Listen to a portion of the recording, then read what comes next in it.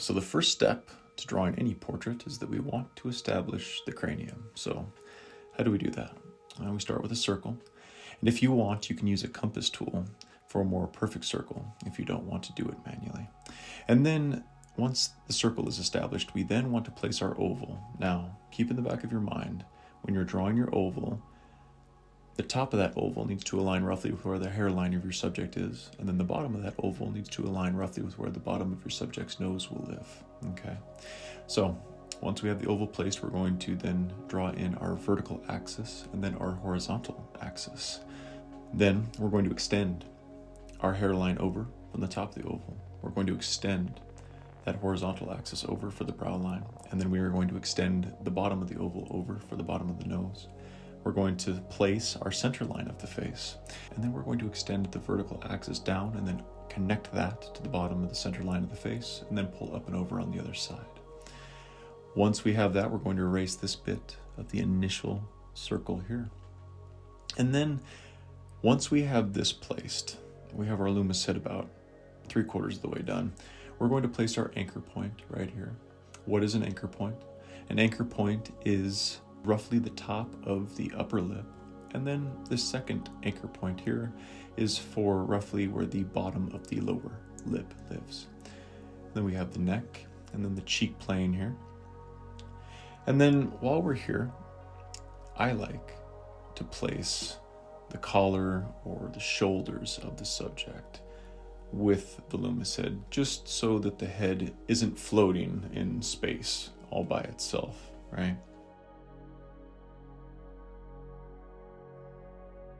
The subject here looks like an old jean jacket of sorts, some sheepskin, or whatever, imitation. But all we're doing is, now that we have that Loomis head placed, we're just going through them, and I'm going to sketch out this jacket a little bit here. And I'm just doing nice, light pulls, nothing too crazy. And when you're sketching out your portrait, you want to go nice and light, so that if you need to go back through and erase and make any adjustments along the way, you can do that. Absolutely. It's not a big deal. Every single artist out there, no matter how good or bad, they all make adjustments in their creations. And that is just part of the dance with drawing. It doesn't really matter what the subject matter is. But yeah, something just like this. I'm not going to go too crazy with the details on this one. I just more or less want this head to look like it's attached to something, right? And then I'm just going to pull this over just like this and connect this part of the subject's collar.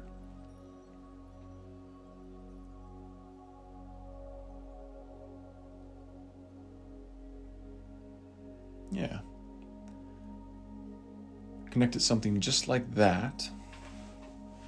And now that I have that right side of the shoulder drawn in, now I'm going to do the exact same thing on the other side.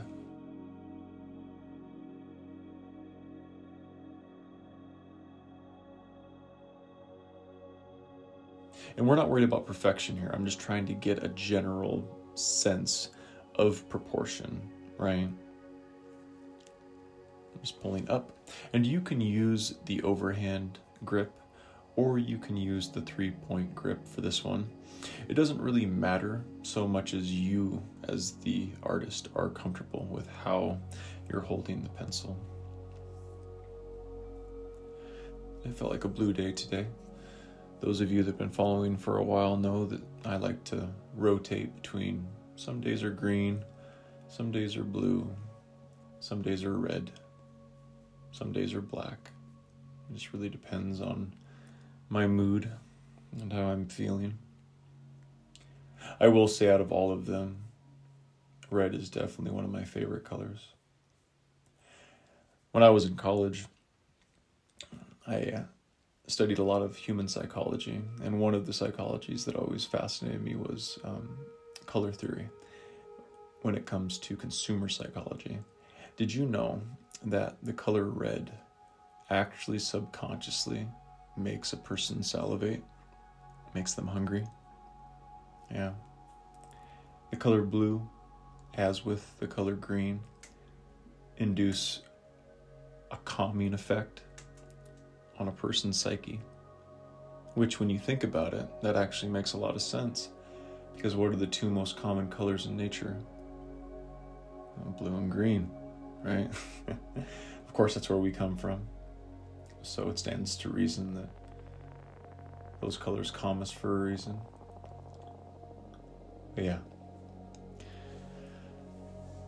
sorry to get off track there. I just started thinking about color theory and its many applications, not just on paper.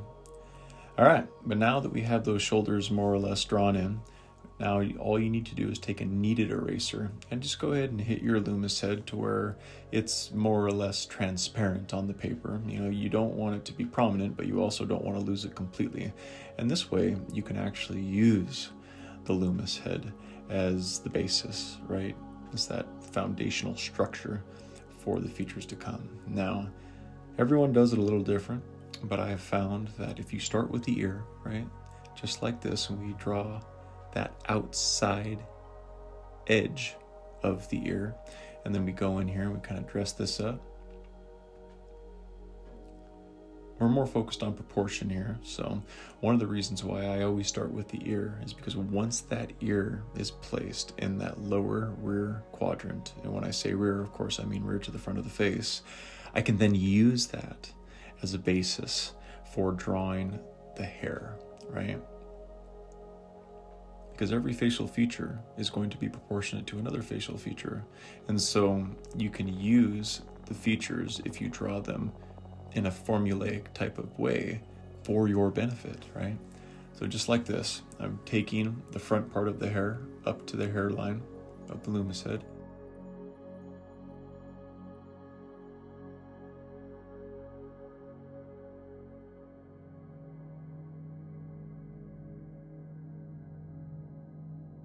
And now I'm coming down over the top with the hair on the top of the Loomis head. And notice how I just sketched out the basic two-dimensional shape of the hair. I haven't gone in and dressed up any segments, not yet. And then here on this far side, I'm going in and I'm more or less solidifying that far side of the face.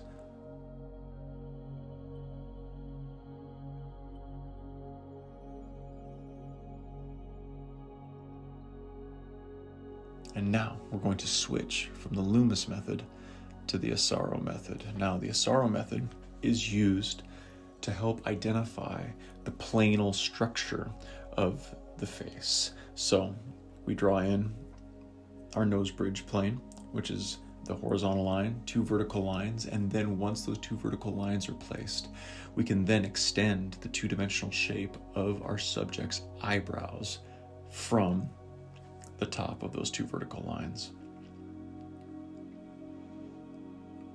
All right, and now refer to the Asaro head model here, and we're pulling this down. This is the temple plane. The temple plane plugs into the second frame line. There's 3 frame lines, and this is what they look like, just like this. Once those are placed, we then connect all 3 of those frame lines, and that gives us that upper eyelid. And we're going to connect those on both sides here. Okay, just like this. And then once the top eyelid is drawn in, then we can go in and sketch out the bottom of the eye. And then he's got some folds here in the bottom of his eye, so we just want to kind of hatch those in and bring those out. And then depending on the upper eyelid, for this subject, his eyelid's folded in, so I just want to bring that out. And while we're here, why not? I'm just going to punch in the iris and the pupil, kind of bring those out, and give this drawing a little bit more character. And now that we're done with the eyes, we're going to start from the bottom and we're going to work our way up with the nose. So we're going to draw this line here. We're going to pull these lines around, and then we're going to establish the bottom plane of the subject's nose. If you need guidance, just refer to the Asaro head model here. I actually don't really like that. I want to redo that.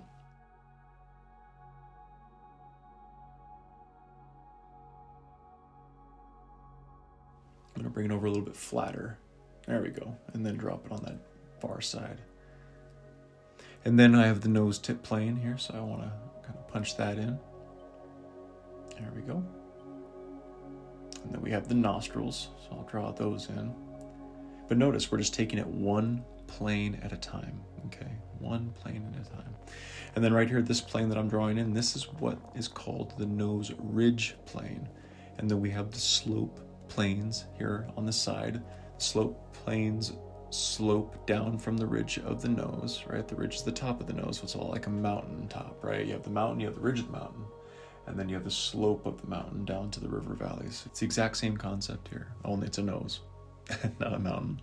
And then we're going to place our philtrum lines, and then we're going to identify the corners of the mouth, and then we're going to draw these lines up very lightly to the philtrum, and then we're going to place our Asaro planes. Now, when it comes to the lips, the Asaro planes split the upper lip into 2 planes, and then that bottom lip into 3 planes, okay? And then this gentleman here, he has a trimmed up beard, and so we want to bring that out. We'll go nice and light to start, because we know that we can always go back in and we can thicken up our line qualities. We can darken those line weights if we want, but I have found that it's always good to start light, and you can always lower the value, right? The same is true with line work as it is value building.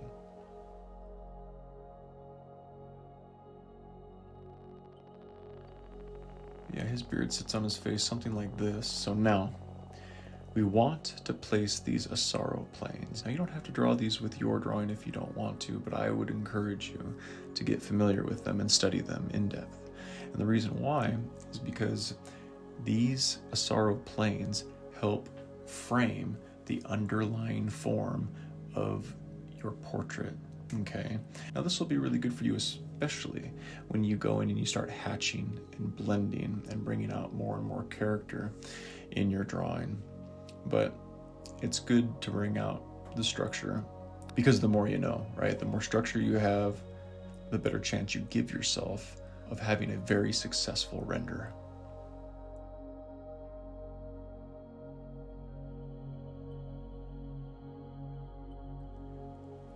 Yeah, something just like that. And now what I'm going to do is I'm going to go in here, I'm going to thicken up this line between these 2 lips. Notice how I've made the line quality ever thicker, right? And now I'm going to go in and I'm going to place what are called the hair segments. Now, that's just a fancy way of saying the hair flow, right? How does the hair actually sit on the head? For this subject, his hair is fairly short, minus the hair on the top of his head, so I'm not going to spend too much time with it. And then I'm going to go in and I'm going to add detail to the eyebrows here. And this is just so that I can give this drawing more character. I know you guys have been asking me to put more detail work into these sketch tutorials, so ask and you shall receive, right? That's what they say. But yeah, let's bring this up. Notice how I'm paying attention to the flow of the eyebrow, and you should too with yours, especially when it comes to detail work. Every stroke counts. Now, that doesn't mean overthink it. That just means to have it in the front of your mind as to how you want that hair to flow, whether it's on the head, the eyebrows, the facial hair, so on and so forth, right? This is also very, very prevalent in hatching just like this. See how I'm hatching the eyes here? You don't have to get super fancy with your blends. A lot of times what I do is I just hatch. Hatching meaning I just pull my lines one way, and I hardly ever cross hatch unless I absolutely have to. And that is a personal preference, right? The whole point of hatching is that, for me at least, when I'm drawing, I'm pulling those lines and I'm hatching my drawing with the underlying form forever and always in the back of my mind. So like here, we've moved down to the nose. I'm just going to thicken up this line here. And then I'm going to thicken up these lines on the nose ridge plane.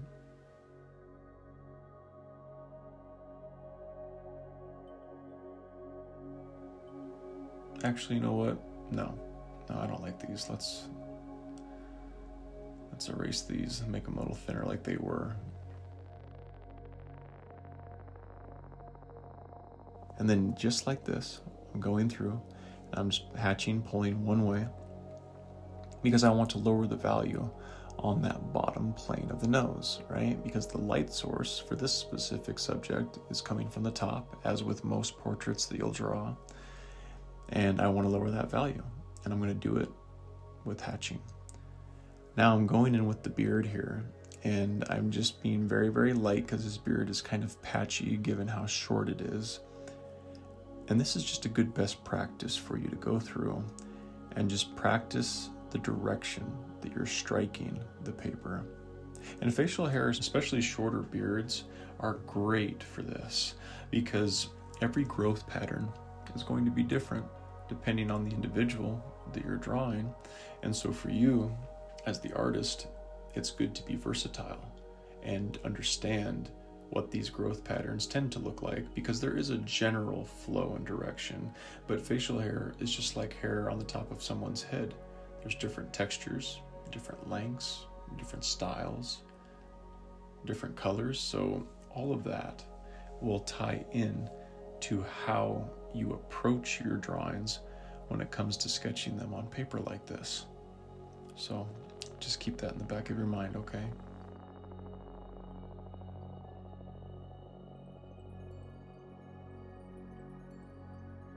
But notice with the mustache here, just going nice and light, doing nice long pulls. This is just a general sketch, so I'm not going to get too fancy schmancy with the details. We're not going to be winning any awards, but we are practicing, which is all you ever really can do, right? But then just like this, I'm going through and I'm going to continue to connect the facial hair.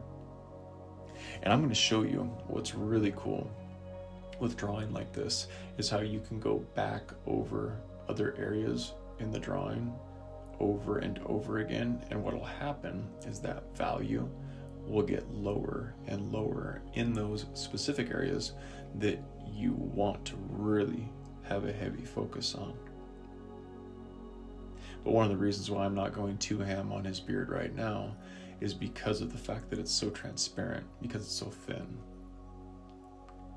And then right here, under the chin, this is a lower value, but then there's also kind of some character to the way the throat actually is. So I'm going to hatch this, keeping that character in mind, right? That lighter value in about the center of the neck, and then it gets really dark right in here. See? So I'm taking my hatches and I'm bringing them closer and closer together, and notice the kind of value that conveys, right? It gives me a lower value versus if my hatch marks like on the far left or farther away, that produces a higher value.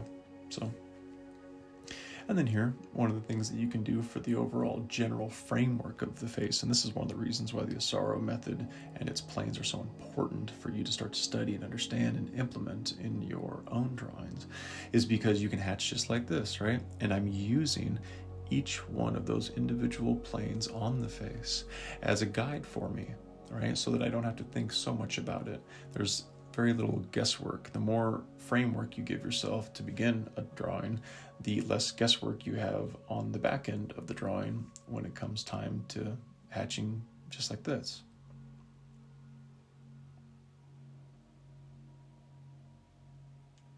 But yeah, because essentially that's exactly what I'm doing. I'm just going through and I'm targeting each plane because I know the general flow of the face. But for those of you that don't know, I'm showing you anyway so that you can see both sides and see how it all ties together. But just like with any sketch, the more time you spend on it, the more detail you can bring out and the more realistic your drawing will end up looking. But this is what I was mentioning before. Notice how I can go into the beard here and I can just start hitting the same areas. I'm pulling in the same direction, only because of the magic of hatching. When you hatch on top of another hatch or immediately next to an original hatch mark, then that value lowers. And so I'm just looking at the reference photo and I'm using that as my basis for where do I really want to lower these values. Mustaches typically on most people are of a lower value because that's one of the thicker parts of facial hair for most. Not all, but most.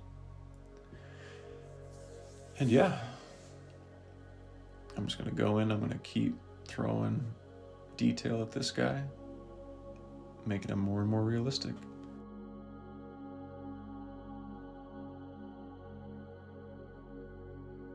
That's pretty much it for this one. Stay happy, stay healthy, and remember, never stop drawing.